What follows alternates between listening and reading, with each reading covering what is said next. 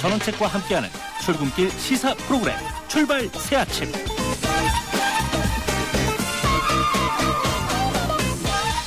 전원책의 출발 새아침 3부 순서 시작합니다. 출근길 교통 상황부터 들으시겠습니다.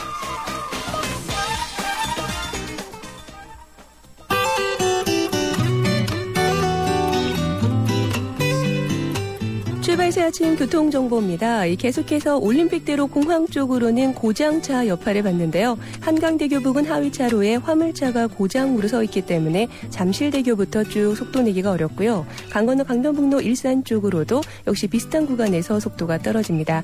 반대편 구리 쪽으로 이동하는데도 가양대교부터 동작대교까지 시속 20km 미만 정체를 보이고 올림픽대로 하남 쪽으로도 행주대교에서 성산대교, 다시 여의 하루나들목부터 한강대교, 한남대교에서 성수대교까지 구간 속도가 떨어집니다. 이밖에 외곽에서 도심으로 진입하는 길 중에는 통일로가 홍은사거리부터 독립문 쪽으로 주춤하고요. 성산로도 모래내고가차도에서 연세대까지, 마포대로 마포대교 북단에서 공덕 오거리 쪽으로 각각 신호 대기 시간을 길게 받습니다. 신촌로도 신촌역에서 아현역 쪽으로 쭉 밀리고 있는데요. 아현 고가도로 위에서도 교통량이 늘었다 줄었다를 반복합니다. 이밖에 아현 고가도로가 목요일 6일부터 철거에 들어갈 예정인데요. 철거 후에는 중앙버스 전용차로로 운영이 될 예정입니다. 철거 기간 중에는 만리제로나 성산로 등 주변 도로로 우회하시는 편이 좋겠습니다. 출발 새아침 교통정보였습니다.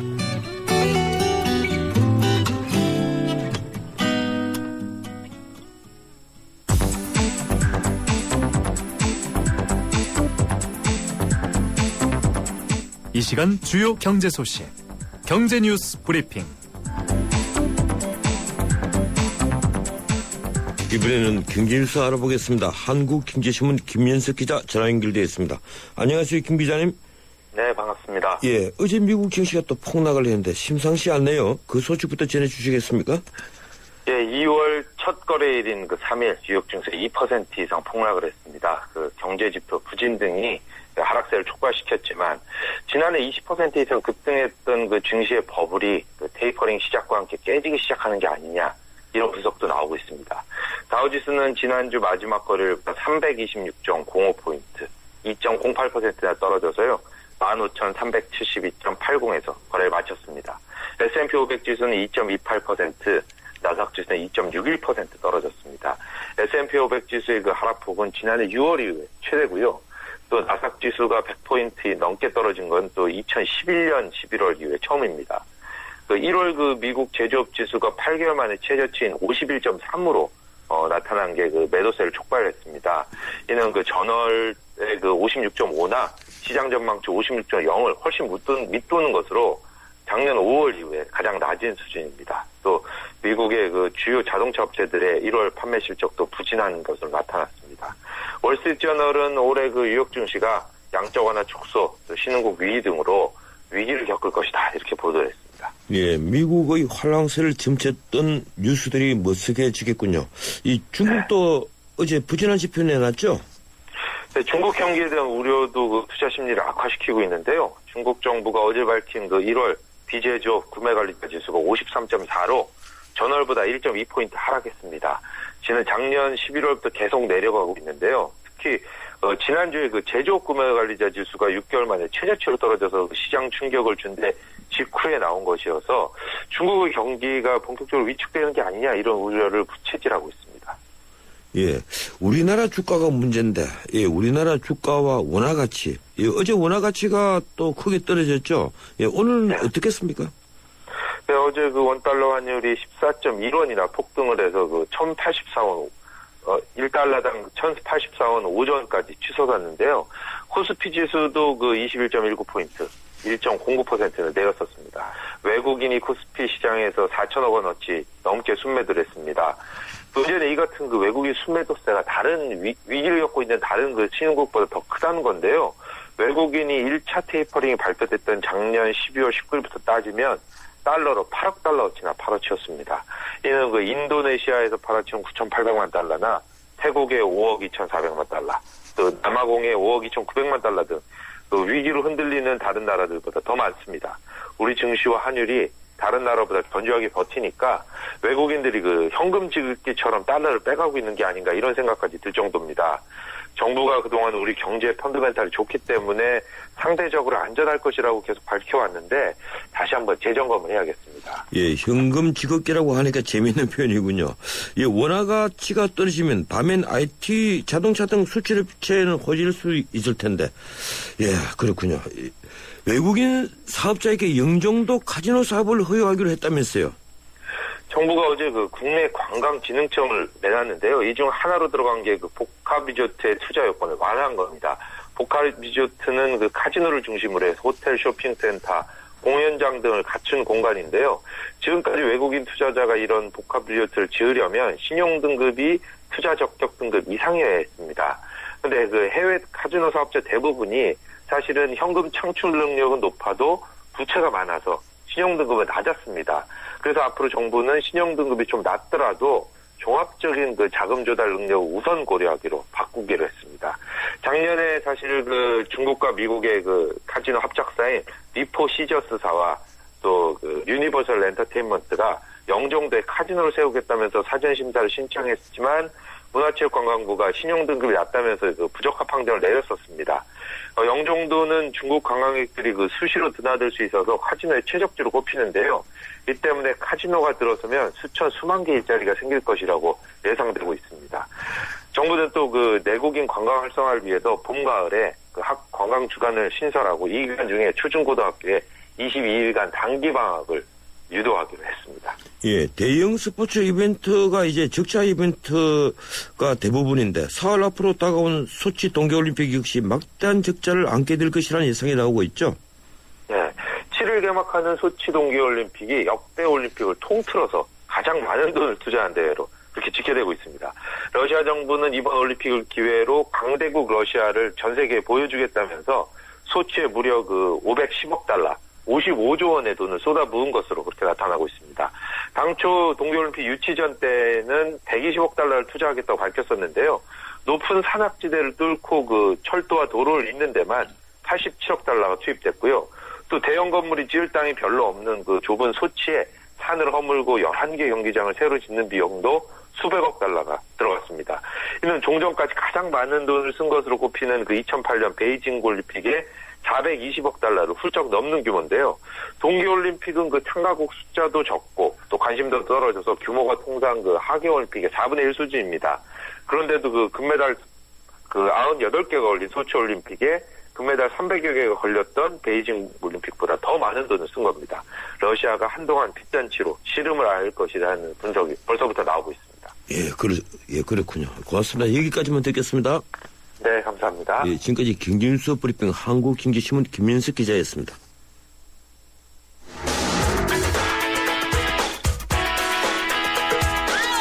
안녕하세요. 배우 손창민입니다.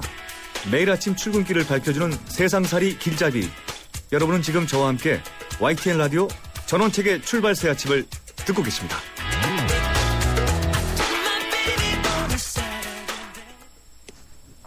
설날인 지난달 31일 오전 9시 35분께 전남 여수에서 싱가포르 국적유조선 우이산호가 안전속도를 무시하고 약 7노트의 속도로 무리하게 접안을 하다가 송유관을 충돌한 사고가 발생했습니다. 이 사고로 3개의 송유관이 파손되면서 원유와 나프타, 유성 혼합물 등 820드럼 16만 4천 리터가 바다로 유출됐습니다. 그런데 처음 이 사고는 30분이나 늦게 신고됐고 그나마도 800리터 정도 기름이 유출된 것으로 축소 신고됐습니다. 해경과 항만청 등은 총력을 다해 기름을 제거하고 있습니다만 걷잡을 수 없이 피해가 확산되고 있는 중입니다. 전문가 의견 듣겠습니다. 한국해양학회 부회장을 지낸 전남대 전성수 교수 전화로 연결되어 있습니다. 안녕하세요, 진 교수님. 예, 안녕하십니까. 예, 이번 사고 문자 그대로 사람이 잘못해서 일어난 인재로 보입니다. 이 교수님께서 사고 원인을 어떻게 파악하고 계십니까? 예, 그 해상에서 기름 유출은 99.9% 인재입니다. 예. 그렇기 때문에 저희들이 방지할 수도 있고 또는 전혀 방지할 수도 없는 그런 문제점으로 제기되고 있습니다. 예, 처음 이게 낙포각 원유 2부두에서 기름 유출 사고가 발생했다고 납품했다고 했을 때 이를 인지한 석유업체가 해경 등의 신고를 제대로 하지 못했다는 겁니다. 업체에서 하는 말은 당시 여수해경 해양오염 방제과에 전화를 했는데 전화를 받지 않더라. 그래서 담당 과장에게 또 전화를 했다. 이런 얘기를 하는데 사고가 일어나면 상황실 등에 전화를 하는 매뉴얼이 준비가 되어 있지 않은 겁니까? 그 기름 유출 사고는 워낙 피해가 광범위하고 빠르게 전파되는 특성이 있습니다. 그래서 반드시 매뉴얼에 의해 방제 작업의 선후가 결정이 돼야 되고요. 예. 준비물이 결정이 되어야 됩니다.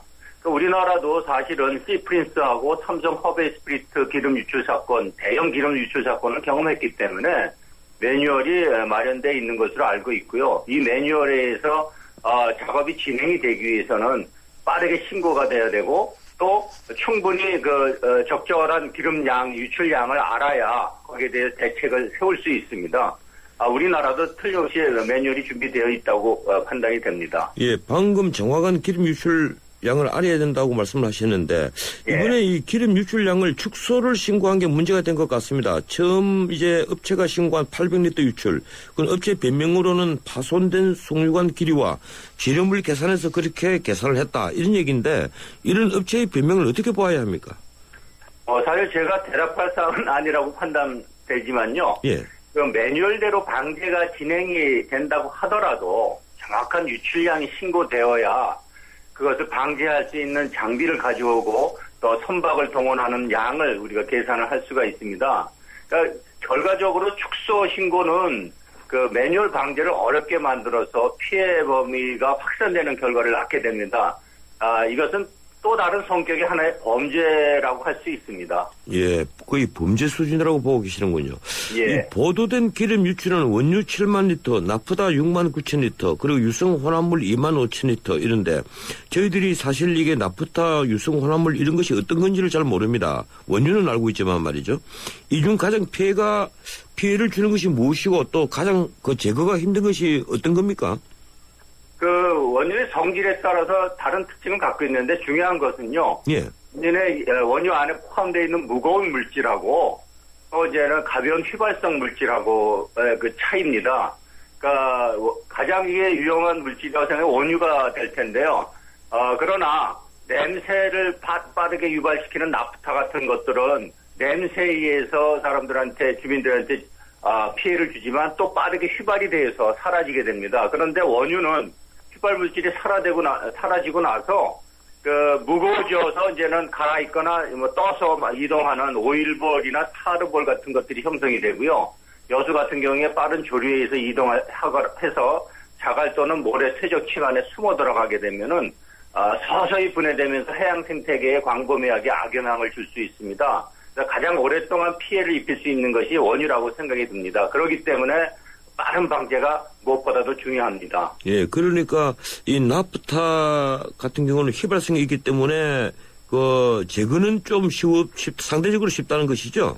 예, 그렇습니다. 그러나 이제 거기서 냄새가 빠르게 확산이 되기 때문에 지역 주민의 건강에는 영향을 줄 수 있습니다. 그러나 오랫동안 잔존하는 것은 원유에 의한 거기 때문에 원유를 빨리 제거를 해야 됩니다. 예, 지금 해경과 항만청, GS, 칼텍스 등 인력들이 방제 작업에 총력을 펼치고 있는데 현재의 기름 제거는 응급 처리에 불과하다는 보도가 있던데 2차, 3차 피해가 있다면 어떤 것들이 있을까요?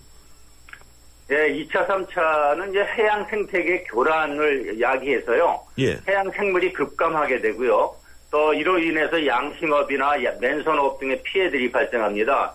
그리고 더 장기적으로는 생물 생체 내에 잔류하는 유류 독성 물질에 의해서 장기적인 피해를 야기시키는 2차, 3차 피해가 발생합니다. 이것은 장기 모니터링을 요하게 되고요. 그러므로 이제 초기 방지에서는 초기 방지에서 벗어나서 이제는 전문 방지로 들어가야 되는데 또 위험한 것은 전문 방제는 방제 전문가에서 이해해야 되는데 우리나라의 경우에 충분한 그 훈련을 받지 않은 지역 주민이 동원되거나 또는 자원에서 동원되는 사람들에 의해 가지고 또 다른 피해를 야기시켜 줍니다. 그래서 이런 문제에 대해서 좀 더 그 매뉴얼에 의해서 정확하게 그 방제가 진행이 돼야 됩니다. 알래스카 엑손 발데즈 기름 유출 사고 때 충분한 장비와 훈련 없이 전문 방지에 동원되었던 지역 주민의 약 50%가 암에 걸려서 죽은 일이 있습니다. 예, 그렇군요. 아까 오일볼을 말씀하셨는데 이 오염된 오일볼이라는 게 어떤 겁니까? 그 오일볼은요, 예. 유출된 원유, 그러니까 원유에서 이제 휘발 성분이 대기적으로 날아가게 되면요, 그 오일 성분이 무거워지게 됩니다. 그래서 이 무거워진 것이 공 형태로 만들어지게 되고요. 이 오일볼이 바닷속으로 이제 가라앉아서 바다 생태계를 오염시켜서 이제 대부분 물고기뿐만 아니라 해조류 모두를 죽이는 결과를 가져오는 것이 이제 오일볼이고요. 또 이제 원유가 휘발 물질이 제거되고 남은 이제 고체상의 타르 덩어리가 되는 경우가 있습니다. 이 타르 덩어리는 가벼워서 떠서 흐르는 고체 물질이 돼서 멀리 확산되는 형태를 갖게 됩니다. 그렇기 때문에 이제 오일볼이나 타르볼이 형성되지 않도록 빠르게 방제를 해서 이러한 형성을 막을 수 있는 그런 방제가 필요합니다. 예. 이제 충남 태안에서는 이제 타르볼이 예. 수백 킬로미터 남쪽으로 떠내려가서 전남의 양식장에도 피해를 줬던 경우가 있었습니다. 예, 그렇다면 이번처럼 빨리 방지를 하지 못할 경우에 어차피 그 2차 오염 피해는 있을 수밖에 없게 되겠군요. 그렇죠. 대부분의 2차 피해는 있는데 이것이 얼마나 오랫동안 그 잔류물질이 해양 생태계에 남아있느냐 하는 것은 빠른 방제에 달려 있습니다. 예, 일반적으로 피해가 완전히 회복하려면 얼마나 시간이 걸릴까요? 예, 태안에 의해서는 뭐 기름이 많이 유출되긴 했지만 빠르게 방제가 진행이 됐던 태안에서는 약 5년이 지나서야 생태계가 복원이 되기 시작했고요. 예. 엑선 발대지의 경우는 약 한 20년 걸린 걸로 파악이 되고 있습니다. 근데 이번의 경우는 유출량도 적고 주변의 퇴적층도 두껍지 않아서 회복 시간은 상대적으로 짧을 것으로 판단되긴 합니다. 그렇지만 이제 여수 그 주변 해안 연안이 대부분 암석으로 구성이 되어 있어서 자갈과 암반 틈으로 들어간 기름이 또 이제 장기간 영향을 줄 수도 있기 때문에 심각한 매뉴얼에 의해서 상당히 심각하게 고려해서 방제를 진행을 해야 될 것 같습니다. 예, 20년 전에 시프린스 사고가 있었을 때는 그때는 어느 정도 기름이 유출됐었습니까? 예, 그때는 약 5천 톤이 유출됐으니까요. 지금은 약 30배 정도 유출된 겁니다. 예. 삼성 화배의 경우에는 시프린스 3배니까 여수의 경우보다 한 90배 정도 유출이 되었기 때문에 지금 유출량은 매우 작은 것에 속합니다. 예. 어떻든 이번에도 기름이 조류를 타고 현장에서 5km 떨어진 신덕마을 해변까지 갔고 또 더 멀리 경남까지도 지금 벌써 기름띠가 보인다고 하는데 늦장 대처가 피해를 키운 것으로 봐야 되겠군요. 예, 그렇습니다. 바로 대책을 세웠으면 이거보다 훨씬 적게 확산이 됐을 텐데요. 사고일이 바로 음력으로 금음이기 때문에 예. 오류가 매우 강한 때입니다. 그렇기 때문에 이러한 경우에는 이제 유출된 그림이 빠르게 확산이 되기 때문에 더 빠른 대처가 옳은 방법이었다고 생각이 듭니다. 예. 이 정부는 이번 사고에 대한 손해배상 책임이 GS 칼텍스에게 있다. 이렇게 1차 책임은 거기 있고 나중에 이제 유조선에게 2차 책임을 구상권을 물어야 될 것이다. 이렇게 얘기하는데 교수님께서도 같은 생각이십니까? 저도 그 전문가가 아니라서 판단할 수는 없지만요. 일반적으로 해상사고를 유발한 선주와 선사와 그다음에 기름 유출을 한 해당 기업인 GS 칼텍스가 책임이 있다고 볼 수 있습니다. 만약에 도선사에게 책임이 있다면 여수 항만청에서 책임을 져야 될 부분 아닙니까? 그런 경우에는 이제 그 도선사의 그 사고 했을 때는 그건 형사처벌에 해당이 됩니다. 그렇기 때문에 그건 또 다른 형태의 피해 책임이고요. 예. 그다음에 뭐 항만청인 경우에 그 매뉴얼을 지켰고 도선사가 올라갔기 때문에 아마 피해 책임은 없지 않을까 싶습니다. 예, 그렇군요. 이번 사고로 윤진숙 장관이 다시 또 구술소에 올랐습니다. 사고 발생 하루 뒤에 사고 내용이 제대로 보고됐을 텐데 일일 현장을 방문해서 심각하지 않은 것으로 생각했다. 이렇게 말을 한 때문에 언론의 집중 포화를 받았는데 어떤 의견이십니까? 제가 보기에는 이제 장관께서 초기에 네드럼이 유출되었다고 보고를 받았다면 당연히 심각하지 않은 것으로 판단을 하고 현장에 갔겠죠. 사실 그 장관께서는 삼성 허베이 스프리트 사건을 매우 잘 알고 있기 때문에 아마 제대로 보고를 받았다면 기름 유출을 심각하게 생각하지 않을 리가 없습니다. 누구나 기름 유출에 대해 심각성을 알고 있기 때문에 그렇게 대책을 세우지는 않았겠죠. 근데 대부분의 국내의 경우에 기름 유출 사고 시에 축소 보고를 하는 경향이 많은 것 같습니다. 예. 제가 볼 때는 이 기름 유출 같은 경우에는 제대로 보고를 해야 심각성을 인지하고 또 심각하게 대책을 세울 수 있습니다. 기름 유출 사고에 대해서는 정말로 실제로 심각하지 않아서 않는 그 장비와 인력을 심각하지 않아서 나중에 장비와 인력을 철수시키는 일이 있더라도 가능한 심각하게 보고를 하고 심각하게 대책을 강구하는 것이 절대적으로 필요한 사고라고 생각이 듭니다. 예, 역시 축소 보고, 늦장 보고가 문제이군요. 현재 예. 우리나라 방제 능력이나 시스템에 있어서 그 문제점은 없습니까? 우리가 두 개의 대형 기름 유출 사고의 경험이 있기 때문에 외국에서도 저희들을 지켜보고 있을 정도입니다. 그래서 제가 알기로는 국가 전체 방제 능력은 갖추었다고 생각이 되지만, 이것이 이제 특정 지역에 집중되어 배치되어 있는 상황이고요. 그러다 보니까 지역적으로, 나눠서 보면 부족한 경우가 많습니다. 그래서 기름 유출은 시간을 다투는 사건이고요. 이건이기 때문에 이제 지역의 방제 능력과 함께 취약 지역을 선정해서 충분한 방제 능력을 평상시에 유지하고 정기적이고 끊임없이 매뉴얼에 훈련을 할 필요가 있습니다.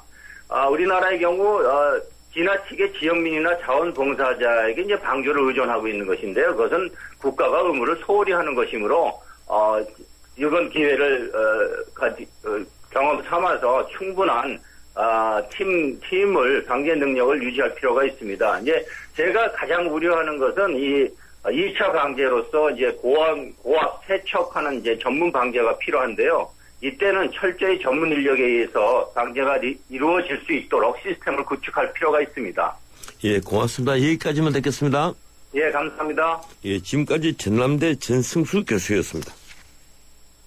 웰빙 건강 한국문화 실용복지 실력이 참 좋은데 원광 디지털대학교 선취업 후진학의 기회가 참 좋은데 원광 디지털대학교 주부도 직장인도 꿈을 이루기 참 좋은데 물론 원광 디지털대학교지. 차민재를 키우는 특성화 사이버대학 원광 디지털대학교 2월 12일까지 신편입생 모집. 예, 3부 순서 여기서 마치고 잠시 뒤에 4부 이어갑니다.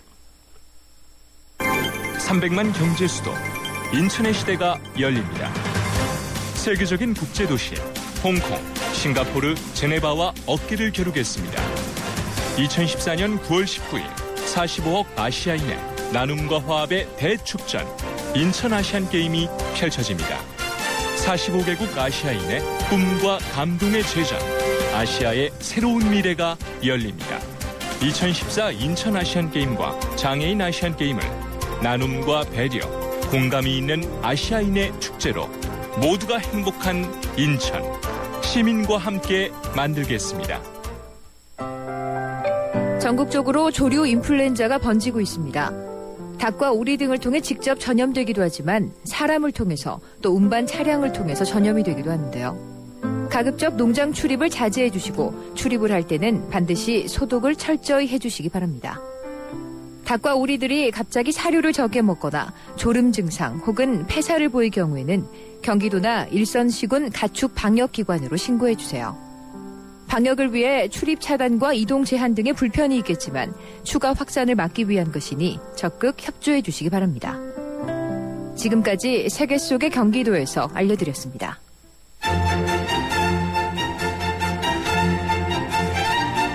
출근길 정통 시사 라디오 프로그램 YTN 라디오 전원책의 출발 새 아침.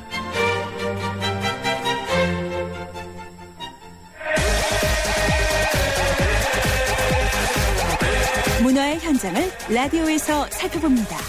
출발 새 아침 문화 포커스. 예, 정책의 출발사 아침 4부 순서 시작합니다. 매주 화요일 마련하는 문화포커스 시간입니다. 문화로 읽는 세상 젊은 문화평론가 하재근 씨와 함께합니다. 어서 오십시오. 예, 안녕하세요. 예, 올 갤럽 조사에 따르면 한국인이 명절에 가족과 함께 하는 놀이의 변화가 일어난다면서요. 그렇습니다. 예. 원래 우리나라에서 명절하면 거의 무릎과 허리에 막대한 그 무리가 감에도 불구하고 온 가족이 모여 앉아서 허리를 두드려가며 이제 이 화투를 하는 고스톱을 하는 그런 풍경이 많았었는데 이것이 2006년만 하더라도 한 42% 정도가 고스톱을 한다고 했다가 거의 절반 정도 수준이었네요. 그렇죠. 근데 예. 올해 들어서는 이게 16%로 대폭 줄어들었습니다. 저는 고스톱 룰도 다 잊어먹었는데. 거의 이제 사람들이 국민들이 거의 웬만하면 안 한다는 얘기죠, 요즘에는. 예. 그 남녀로 따지면 남자는 한 18% 정도, 그런데 여성은 한 14% 정도. 여성들이 더 안 한다고 볼 수 있고. 전통적인 윷놀이는 어떻습니까? 윷놀이 같은 경우에는 거의 지금 변화 없이 2006년에 38%였다가 올해 30% 정도. 그러니까 윷놀이는 계속해서 국민놀이로 이어지고 있는 것 같습니다. 예, 그렇군요.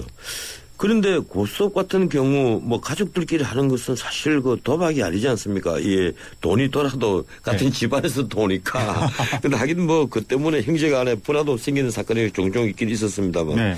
근데 그렇다면 나머지 고스톱을 하지 않는 인구 이분들이 이번에 어떤 놀이를 했다는 겁니까? 일단 그 노래방에 가는 분들이 일단 5% 정도가 있고. 예, 재밌는 변화네요. 예, 그리고 설에 가족끼리 모여서 뭐 화투를 치던 윷놀이를 하던 이런 차원이 아니라 요즘에는 명절 때 그냥 적당히 마음 맞는 사람들끼리 모여서 극장에 간다든지 아니면 공연을 보러 간다든지 아니면 명절이 연휴 기간이니까 해외 여행을 간다든지 그런 식의 또 문화도 많이 나타나고 있습니다.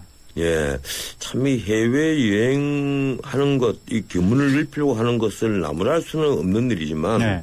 이 명절날에 그 조상들 차례를 지내는 것이 우리 전례의 미덕이었는데 네. 그걸 또 이 제끼고 해외 여행에 집단적으로 나서서 심지어 뭐 그 해외에서 제사를 지낸다고 하더군요. 예, 조상들이 해외까지 찾아가는 경우가 있을지 모르겠습니다만은 어떻든 이 명절이라면 또 명절 증후군이란 말도 있고 명절 네. 스트레스란 말도 있지 않습니까? 네. 명절 스트레스 받는 사람들이 상당히 많다면서요. 요즘에 옛날에는 명절하면 우리 전 민족이 다 함께 뭐 기다리고 그 즐거워하는 그런 휴식도 취하고 그런 식의 글자 그대로의 명절 이렇게 생각을 했었는데 요즘 들어서는 점점 명절이 우리나라 국민들한테 조금은 스트레스로 다가오는 것이 아닌가 그런 느낌도 들고 한 온라인 그 사이트의 2014년 조사에 의하면 전체 조사한 사람들 중에 55%가 명절 증후군을 경험한 적이 있다라고 답을 했고 이제 좀 구체적으로 보면 기혼 여성의 70%가 예. 그리고 미혼 여성은 50%, 남성일 경우에는 기혼 미혼 따지지 않고 똑같이 한 38% 정도. 그러니까 가정 주부들이 가장 명절에 스트레스를 많이 받는 것 같고 그래서 명절에 대한 기대감은 또 거꾸로 기대감이 제일 큰 사람들은 기혼 남성. 예. 근데 명절에 대한 기대감이 제일 적은 사람들은 기혼 여성, 그러니까 주부들. 그래서 아무래도 상당히 이제 남자들도 요즘에는 명절에 많이 고생을 한다고는 하지만 여전히 여성들 특히 기혼 여성들한테 이 스트레스가 집중되는 것이 아닌가 그런 느낌이 들고 왜 이렇게 기혼 여성들한테 스트레스가 집중되는가를 짐작하게 하는 지표가 가사 노동 참여율을 보면 예. 기혼 여성이 70.8%. 그러니까 스트레스 받는 퍼센트와 아주 유사하군요. 그렇죠. 근데 남성들은 한 23%, 기혼 남성 23.3%, 미혼 남성 23.2%. 그러니까 결혼을 했건 안 했건 남성들은 조금 가사 노동에서 벗어나 있는 이것이 아마 명절 스트레스를 결정짓는 관건인 것 같습니다. 그러니까 일하는 남성이 23% 정도 되는데 네. 이 스트레스를 받는 남성이 38%다. 이것은 요 15% 개입은 네. 명절 때 번거로운 여러 가지 행사들 때문에 스트레스를 받는다는 것이고 이 여성들 경우에 이 기혼 여성들은 대부분 이게 많이 생기는 일 때문에 네. 이 스트레스를 받는다. 그래서 시월드란 말도 나오지 않습니까? 네, 요즘에. 예, 평소에 다 따로 살다가 모처럼 시부모님 계시는데 가서 네. 또 1박 2일 혹은 2박 3일 일을 하면서 예, 스트레스를 받는다. 10월대에만 가면 남편은 갑자기 효자가 되고 예. 왜 시누이는 내가 설거지할 때 앉아 있는가 뭐 이런 것 때문에 스트레스가 생기는 거죠. 또 그 반대로 처월드란 말도 나오는 것 같아요. 예, 요즘에 이제 처월드라고 해서 예. 남자들도 옛날에는 처갓집에 가면 백년 손님이라고 굉장히 뭐 편하게 휴식을 취하는 그런 분위기라고 했었지만 요즘에는 남자들도 좀 처갓댁의 눈치를 많이 봐야 된다고 하고 그리고 남자들도 명절 스트레스를 많이 받는데 이게 이제 결혼정보회사 한 그 회사가 조사한 바에 따르면 남자들이 가장 명절에 스트레스를 많이 받는 이유가 1위 명절의 비용 부담. 네, 이것 때문에 이제 스트레스를 많이 받는다고 하고 2위가 부인과 처가의 눈치 보기. 그러니까 부인이 명절 때만 되면 신경이 예민해지기 때문에 또 그리고 고부간의 갈등이 가장 많이 벌어지고 예. 하니까 그걸 또 이제 신경을 써야 되고 또 이 부모님과 부인 사이에서 또 중간에 낀 신세 예. 뭐 그런 등등등 그런 걸로 인해서 또 이게 이제 2위 남자들의 스트레스 2위를 차지하고 3위가 장시간 운전 이것이 예. 이제 또 명절 때 남자들의 스트레스 요인이 됩니다. 또 한 집안에 다들 모이다 보면 예. 형제 간에 또 자존심 상하는 일이 생기고 네. 또 사촌 간에도 뭐 싸움이 벌어지는 경우가 예. 많이 있고 뭐 그런 것 같아요. 그러니까 평소에는 예. 이제 이 112 신고가 부부 싸움으로 많이 들어온다면 가정폭력이 명절에는 말씀하신 대로 형제 간 싸움 뭐 심지어는 부모 자식 간 뭐 이런 주제로 많이 112 그 가정폭력 신고가 들어온다고 합니다. 예, 여성들이 스트레스 받는 건 역시 과도한 음식 준비, 뭐 비용 지출 이런 문제 때문이겠죠. 그게 이제 여성들의 스트레스를 꼭 여성들뿐만이 아니라 전체 이제 일반적인 조사한 바에 따르면 1위가 과도한 음식 준비 및 비용 지출이 1위고 스트레스 요인이 2위가 가사 노동. 그러니까 2위가 합치면 결국에는 이게 통칭해서 가사 노동이 되는 겁니다. 이게 거의 뭐 압도적인 1위고 3위가 친인척 간의 다툼 문제. 명절 때만 되면 예. 친인척들이 모여서 서로 뭐 비교하고 서로 상처 주는 말하고 평소에 서운했던 거 이야기하고 하다가 결국에는 이제 다툼에까지 이르게 되고 언성이 높아지는 그게 이제 3위 스트레스 요인이 되고 4위가 교통체증. 예, 그렇게 되고요. 그리고 명절 문화 이것만은 반드시 좀 고쳐졌으면 좋겠다라고 사람들이 생각을 하는 것은 예. 1위가 음식 준비를 좀 간소화했으면 좋겠다. 이건 많이 나아졌죠? 많이 나아졌죠. 옛날보다는. 예. 그래도 여전히 우리나라 외에 제가 옛날에 전통 마을 종갓집 비슷한 데 간 적이 있었는데 대청마을에 상이 수십 개가 있습니다. 그 명절을 한번 보내기 위해서 장독을 몇 개씩 다 준비를 하니까 그렇죠. 예. 그 상이 명절 때 다 내려오는 거죠. 예, 그렇죠. 그리고 손님이 계속 하루 종일 이분 들어오시고 저분 들어오시고 하는데 손님이 올 때마다 상을 새로 내가야 되는. 맞습니다. 그래서 계속 부엌에서 앉았다 일어났다 하면서 그걸 다 며느리가 해야 되고 어머니가 해야 되고 그것에 대한 스트레스가 너무 심하기 때문에 음식 준비를 좀 간소화했으면 좋겠다라는 게 1위고 2위가 가사 노동을 조금 가족 간에 분담했으면 좋겠다. 뭐 부부간 분담뿐만이 아니라 아까 말씀드렸지만 며느리가 설거지할 때 시누이는 왜 앉아 있을까 이것에 대한 스트레스도 굉장히 많습니다. 요새 근데 현대 여성들은 좀 많이 나아졌어요. 그렇죠. 옛날 같지는 않죠. 옛날에는 네. 시누이들은 가만히 다 앉아있었는데 요새 시누이들이 더 많이 일을 한다고들 합니다. 며느리가 거꾸로 가만히 앉아있고. 예, 그 옛날보다는 많이 나아지긴 했지만 그리고 이제 4위가 가족 친지 간에 민감한 질문은 조금 안 했으면 좋겠다. 요즘 뭐 하고 지내니 뭐 어쩌고 저쩌고 뭐 이런 얘기 하면 아무래도 자존심도 상하고 이야기하기도 좀 불편하고 이런 것이 굉장한 스트레스 요인으로 작용을 하는 것 같고 좋은 의미에서 말을 해도 이 예. 상대방의 자존심을 해친 수가 있거든요. 예. 새누로 얘기를 하는데 예. 너 왜 장가 안 가니? 내 좋은 여자 소개시켜줄까? 예. 뭐 이러는 것이 본인에게는 엄청나게 스트레스가 그렇죠. 되고 예. 또 자존심이 상하고 예. 그렇게 되어 그래서 좋은 버리겠죠. 생각으로 한 덕담이 예. 상대방한테는 굉장한 말씀하신 대로 상처가 되는 그런 식이 돼서 요즘에는 명절이 가슴에 멍을 들게 하는 멍절이다 뭐 그런 말까지 나오고 있습니다. 그래서 토시를 조심해야 된다고 그러더라고요. 예. 예.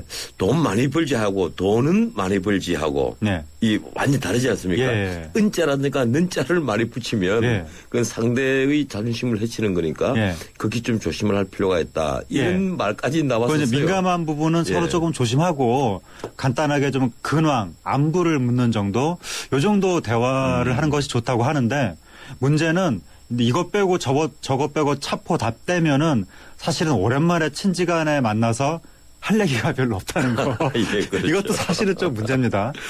그래서 근데 오랜만에 친지간에 만나서 할 얘기라는 게 결국에는 서로한테 상처를 주는 이야기가 된다는 것도 우리의 조금 서글픈 면이기도 하고 그래서 명절 때 어떻게 하면 우리가 스트레스를 받지 않고 대화할 수 있을까 여기에 대해서도 조금 전문가들이 많이 연구를 해서 국민들한테 매뉴얼을 제시를 해줘야 될 것 같습니다. 그런데요, 사실 이 정치 얘기를 하다가 싸움이 더 많이 벌어진답니다. 요사이. 정치 얘기는 예. 5분 이상 하면 안 된다는 게 불문율입니다. 예. 그 과거에는 서로 집안 얘기하지 않고 자존심 상한 얘기를 피하려고 해서 정치 얘기를 하고 네. 뭐 나라님 요구 누구나 할 수 있으니까 네. 그렇게 정치 얘기로 시간을 보냈는데 요사이는 정치 얘기를 하다 보면 예. 워낙 진영 논리에 빠져 있으니까 예. 세대 간에도 싸움이 벌어지고. 그렇죠. 예. 요즘에 그리고 이 지역 간 대립도 원래 심했을 뿐더러 최근 몇 년간에는 말씀하신 것처럼 세대 갈등이라는 새로운 키워드가 등장하면서 뭐 부모 자식 간에 혹은 삼촌 조카 간에 괜히 정치 얘기 너무 열띠게 했다가 이게 또 명절날 가족 간의 의가 상할 수 있기 때문에 정치 얘기는 흔히 전문가들이 조언하는 바에 따르면 5분 이상은 하지 말라. 예, 그렇군요. 그리고 제가 드리고 싶은 말씀은 가장 무난한 정치 이야기가 국회의원 욕하는 거. 이거는 아마 전 국민이 총단결해서 합심해서 할 수 있지 않을까 이렇게 생각됩니다. 그런데 저 같은 사람에게는 이 사람들이 만나면 계속 정치 얘기를 물어오니까 예. 그게 5분만 할 수도 없고 예. 또 안 하면 또 금방 지켜보고 예. 이러니까 그것도 문제인 것 상대방의 같아요. 기색을 잘 살펴가면서 예. 해야 됩니다. 그렇군요. 이 스트레스를 많이 받다 보니 명절 이혼 부부가 많죠. 명절 이혼 부부가 최근에 한 매체가 보도한 바에 따르면 최근 3년간 명절만 되면 그 명절 직후에 그 이혼 신청 건수가 전월 대비 평균 11% 정도가 증가한다. 이런 식으로 보도가 나왔고 또 다른 매체에서는 한 20% 가까이도 증가하는 것이 아닌가 그런 보도가 나오고 있어서 확실히 명절 지나고 나서 이혼하는 부부가 조금 많은 것 같습니다. 예. 그리고 이제 한 사이트가 올해 조사한 바에 따르면 직장인의 70%가 명절 이후에 부부싸움을 한다라고 하고 그리고 아까 말씀드린 것처럼 112 가정폭력 신고도 명절 기간 동안에 증가한다고 합니다. 예. 저도 그 법정에 많이 다닐 때 경험을 해보면 역시 이 명절 때 이 싸움이 벌어진 것이 원인이 되고 네. 그래서 물론 그전부터 이혼 원인이 계속 축적이 되어 왔지만 그것이 기화가 제가 돼서 이제 이혼에 이르는 네. 경우가 많이 있는 것 같아요. 평소에는 조금 가족 간에 서운하게 해도 그러려니 하다가 명절에는 가족 간에 좀 이렇게 우애라든가 정을 기대했다가 그때 이제 그 기대에 어긋나면 더욱 큰 어떤 분노 같은 게 생겨서 상대방한테 막 쏟아붓게 되고 그게 이제 또 싸움의 원인이 된다거나 그리고 또 하나는 남자는 남자대로 스트레스를 받고 여자는 여자대로 스트레스를 받는데 상대방의 스트레스를 몰라줄 때 이때 예. 굉장히 그렇죠. 서운합니다. 예, 섭섭하죠. 그래서 정말 극단적인 경우에는 그게 제일 섭섭한 거예요. 예. 그래서 정말 극단적인 경우에는 부인이 집으로 돌아오는 차 안에서 저 요번에 막 이런 서운한 점이 있었고 뭐 어머니는 왜 그러시지 뭐 시누이는 왜 그러지 막 이런 얘기를 했을 때 남편이 너무 그걸 또 몰라주고 무신경하니까 너무나 화가 난 나머지 고속도로에서 가는 차 안에서 문을 열고 부인이 내렸다 뭐 이런 사건이 있을 정도로 정말 상대방의 스트레스를 몰라주는 것에 대한 서운함 이게 커지면 결국에는 싸움이 되고 이혼으로까지 이어지는 것 같습니다. 예, 근데 요사이는 또 하나 새로운 풍속도가 생기죠. 이 부부들이 옛날에는 그 주로 시집을 다 가고 했는데 네. 지금 처갓집에도 번갈아 가는 경우가 생기고 예. 또 워낙 교통에 막힌다고 하다 보니까 부모님이 또 서울에 올라오는 역비성 그렇습니다. 형식이 나오더라고요. 예. 옛날에는 이제 명절 하면 우리가 고향에 간다라고 하면 보통 남편의 고향에 가는 것이었죠. 그런데 최근 들어서는 명절에는 남편 측과 부인 측의 고향에 똑같이 가야 한다라는 문화가 확산되고 있어서 일단 한쪽에 한 군데 갔으면은 다른 쪽에도 꼭 가야만 하기 때문에 이것으로 인해서 운전하는 사람, 주로 이제 남자들이죠. 남편들의 운전 스트레스가 더 커지는 것이 아닌가. 뭐 그런 것도 있고, 그렇게 운전 스트레스가 굉장히 커지다 보니까, 결국에는, 고향에서 부모님이 아예 그냥, 도시로 올라오는, 내가 그런 서울로 경우도, 갈게. 역기성, 그런 흐름도 많이 나타나고 있어서, 옛날처럼 무조건 남편의 고향으로만 일방적으로 가는 그런 흐름은 요즘엔 많이 사라지고 있습니다. 예, 그리고 요새 가장 또 많이 바뀐 것 중에 하나가 불과 몇 년 전만 하더라도 연하장이 뭐 수십 장씩 주고받고 했는데 네. 요새는 연하장이 오지 않고 거의 스마트폰에 문자 메시지 혹은 심지어 스마트폰에 네. 자기 사진까지 넣어서 연하장을 예. 보내더라고요. 그래서 이게 좀 큰일입니다. 지금 요즘에 연하장 문화가 사라지고 다 뭐 SNS라든가 스마트폰을 이용해서 이제 이런 걸 하게 되는데 요즘에 문제가 되는 것이 스미싱. 최근에 뭐 개인정보 유출되고 막 난리가 나다 보니까 사람들이 이 스마트폰 인터넷으로 뭔가 데이터가 오고 내가 그걸 확인해야 되는 것에 대한 공포심이 생겼습니다. 예. 그러다 보니까 연하장이 왔는데 예. 이걸 클릭을 해야 되나 말아야 되나 그래서 함부로 열 수도 없고. 예. 그래서 지금 이게 연하장 보낸 사람의 어떤 마음이 제대로 전달이 되지 않고 사람들 간에 의가 상하는 문제가 생길 수가 있어서 정보 유출과 스미싱이 우리나라 국민들의 좀 미풍양속까지도 지금 위협하고 있는 것이 아닌가 그런 느낌이 듭니다. 예, 하긴 이 스마트 기기가 발달하면서 이 가족 간의 대화도 끊어진 것 같아요. 이번 명절에도 언론 보도를 보면 TV 영향력이 줄어들고 네. 대신에 개인 스마트 기기를 각자 주고서 대화를 하지 않는 네. 그런 모습이 보인다. 단절된 행태가 보인다는 거죠. 요즘에 이제 이 명절 때 온 가족이 다 함께 고향으로 가면 할아버지 할머니가 제일 보고 싶어 하는 게 손자 손녀 재롱이죠. 예, 그렇죠. 그렇죠. 손자 손녀한테 어떻게 말 한마디라도 더 하고 싶고 뭐 이렇게 쫑알쫑알 얘기하는 거 듣고 싶고 한데 손자 손녀는 다 스마트폰을 보고 있기 때문에 전혀 1년 만에 몇 개월 만에 지금 손자 손녀를 봤는데 한마디도 들을 수 없는 결국 말을 좀 시키면은 막 귀찮아하고 퉁명스럽게 그렇죠. 대답하고 그러다 보니까 스마트폰이 가족 간의 대화를 이게 잡아먹는 하마 노릇을 하는 것이 아닌가 그런 좀 아쉬움이 듭니다. 제가 얼마 전에 지하철을 탔을 때 다들 스마트폰을 보고 있길래 네. 스마트폰을 안 보는 분을 헤아려 보니까 네. 전체 한 30%밖에 안 되더라고요. 예. 다들 전화기를 뜯어보고 있어요. 예. 그래서 누가 그랬는지 갑자기 생각이 안 나는데 유명한 연예인이 해외에서 그런 말을 한 적이 있습니다. 자기는 지하철을 타고 다녀도 된다. 예. 왜냐하면 홍콩의 유명한 배우가 그런 말, 주윤발이 그런 말을 했습니다. 요즘에는 지하철을 타도 사람들이 다 스마트폰을 보느라 나를 못 알아본다. 아, 그렇군요. 예, 뭐 그런 얘기를 할 정도로 요즘에는 사람들이 실제 살아있는 사람이 자기 눈앞에 있는데도 불구하고 스마트폰을 통한 가상 접촉에 더 열광하다 보니까 그것 때문에 누군가와 소통을 하긴 하는데 그게 진짜 소통이 아니니까 그것으로 인한 어떤 인간적인 소통에 대한 친밀감에 대한 소외감, 공허감, 고독감 이런 게 더 심해지는 사회적인 문제가 나타나고 있습니다. 이 명절이 그 소통의 그 시간이 되고 있으면 참 좋겠는데 네. 이 거꾸로 소통되지 않고 이 듣기 싫은 말들만 오고 가고 속상하는 말만 오고 네. 가고 예, 그렇게 조금 된다고. 그런 면이 없지 않아 있습니다. 예, 고맙습니다. 오늘 여기까지만 듣겠습니다. 예, 감사합니다. 예, 지금까지 문화를 올리는 세상 문화포커스 젊은 문화평론가 하재근 씨와 함께했습니다.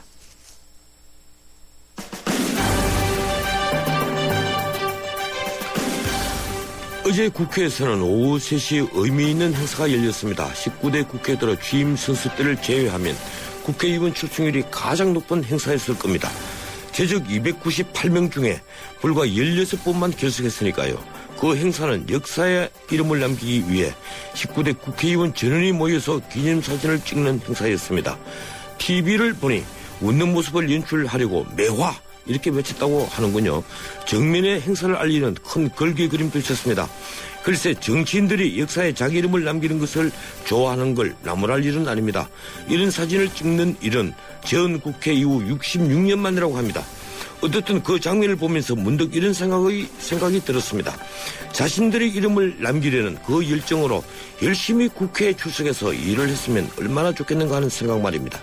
국회의원들이 외친 매화라는 꽃, 매화는 서리를 두려워하지 않고 언 땅 위에 맑은 향기를 뿜어내는 겨울꽃으로 선비를 상징하는 꽃입니다. 매화를 외칠 때 부끄럽지 않았는가 묻고 싶습니다. 오늘은 여기까지입니다. 지금까지 진행의 진은식 변호사였습니다. 내일 뵙겠습니다. 고맙습니다.